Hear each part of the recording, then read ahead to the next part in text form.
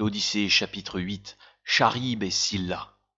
Poursuivant sa route, le bateau d'Ulysse se retrouva bientôt à l'entrée d'un bras de mer dont chaque côté était gardé par deux monstres abominables, Charybde et Scylla. Circé l'avait mis en garde contre le péril qui l'attendait. D'un côté, Charybde, fille de Poséidon et de la terre-mère, vivait à moitié cachée à l'intérieur d'une montagne rocheuse dont le pic touchait les nuages. Seule la tête de Charybde et son horrible bouche apparaissaient.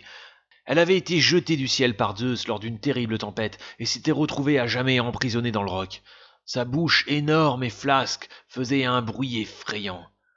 Elle aspirait de grandes quantités d'eau qu'elle rejetait ensuite en tourbillons si violents qu'aucun bateau ne pouvait les franchir.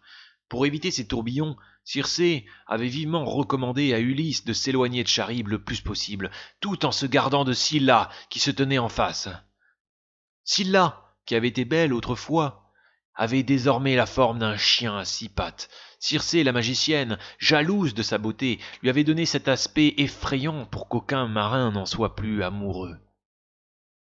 Transformée en monstre incapable de séduire, Scylla se vengeait désormais des marins en les attrapant dans ses pattes. Elle leur brisait les os et les avalait lentement en poussant des cris monstrueux. Elle jappait ensuite de joie. C'était un spectacle effrayant que ces monstres-là, Charybde et Scylla. Heureusement, Ulysse était un habile navigateur, et il sut manœuvrer de façon à éviter les remous meurtriers de Charybde. Il était presque passé, et ses marins se réjouissaient déjà, lorsque soudain un jappement retentit de l'autre côté du navire, accompagné des cris désespérés des marins.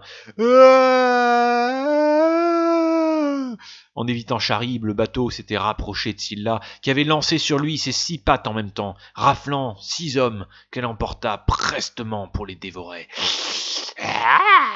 Ulysse et les rescapés, entraînés par la vitesse du bateau, ne purent rien faire pour venir au secours de leurs compagnons. Mais longtemps, après s'être éloignés des monstres, ils entendaient encore les os des marins craquer sous les dents de Scylla.